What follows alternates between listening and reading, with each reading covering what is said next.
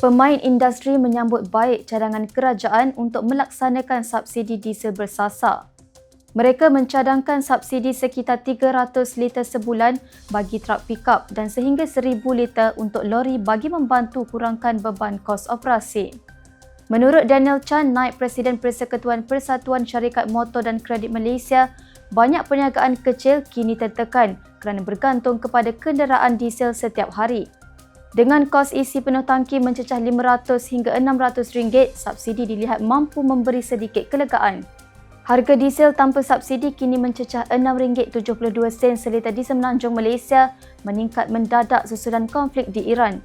Jurucakap Kerajaan Fahmi Fazil memaklumkan Putrajaya sedang mengkaji mekanisme penyaluran subsidi menggunakan sistem MyKasih yang digabungkan dengan MyKad. Dalam masa sama, Presiden Persatuan Pengusaha Lori Tipper, Michael Lu berkata, sektor lori amat penting kepada industri pembinaan. Jika kos terus meningkat, pengusaha mungkin terpaksa kurangkan perjalanan sekaligus memberi kesan kepada projek dan pekerja. Sementara itu, sebahagian pengusaha masih dilindungi di bawah sistem subsidi sedia ada.